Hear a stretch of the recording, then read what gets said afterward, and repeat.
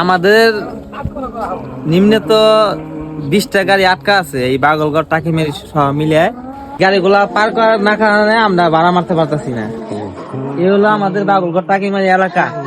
প্রশাসনের কাছে উকুল ভাবে আবেদন এবং কি তাড়াতাড়ি যেন যত দ্রুত সম্ভব যেন রাস্তার কাজটা করে দেয়, এই বিষয়ে নিয়ে প্রশাসনের কাছে আমরা সহযোগিতা কামনা করি।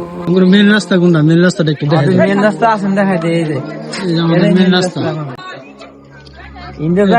পানি মাছ দিয়ে একটা ভেঙ্গে হাইরে ওই দিক যাওয়া লাগে। এখন আমাদের গাড়ি পার করবো, গাড়ি পার করার সিস্টেম কোনো নাই।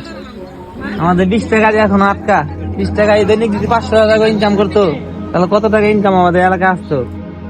এ দেখেন বসে বসে রাস্তার ভিতরে পার দিতেছে। এই হলো আমাদের বাগলগড় টাকিমারি এলাকার পরিস্থিতি। এটাই হচ্ছে আমাদের মেন রাস্তা। এখান থেকে সোজা হয়ে এই জায়গা থেকে ওপাশে চলে গেছে আমাদের মেন রাস্তা। আমাদের মেন রাস্তার মাঝখানে মিনিমাম আমাদের 1 মাথা করে পানি হবে।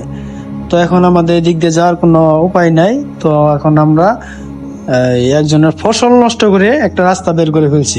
জনসাধারণ এই ফসল নষ্ট করে দেখা গেছে এই যে সিপা একটা রুট বের করে ফেলছে, এখান দিয়ে মানুষ যাওয়া আসা করতেছে খুব কষ্টে। এমন পরিস্থিতি যদি আপনি নিজে কখনো না পড়েন তাহলে এই কষ্ট কখনো বোঝা আপনার দ্বারা সম্ভব না। তো এইভাবে আমাদের চলতেছে জীবনযাত্রা। দেখেন খুব কষ্টে চলতেছি। এই সরকারি রাস্তা যে একবার ডাইরেক্ট ব্লক, তুমি যে নিজের ক্ষেত দিয়ে রাস্তা দিছো, তোমার কি লস হইতেছে না? না, তুমি যে 2 দিন পরে ধান লাগাবা তখন মানুষ কোন দিক দিয়ে যাবো? কথা। হ্যাঁ, তোমার ক্ষেত তো ডাইলে গেছে যেন তুমি এটা আবাদ করার চেষ্টা করবা।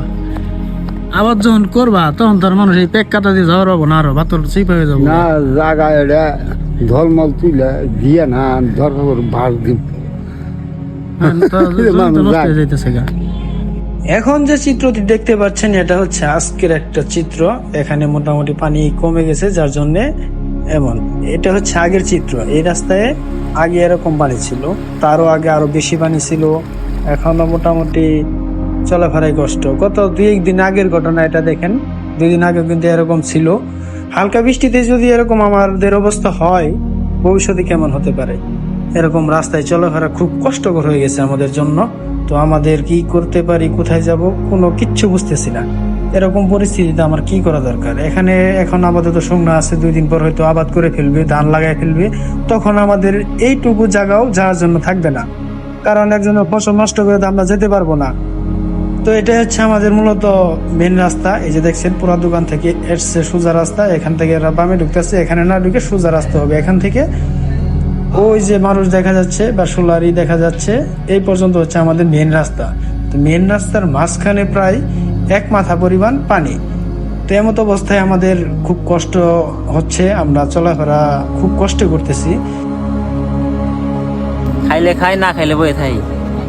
কি করবো, আমাদের দুঃখের কথা কওয়ার মতো জায়গা কোনো আনোই নাই। কারকম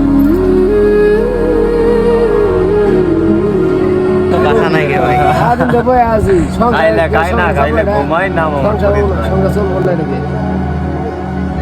একজনের পর 300 টাকা করে নাই কি বল পার হয় না, পুরো তখন যায়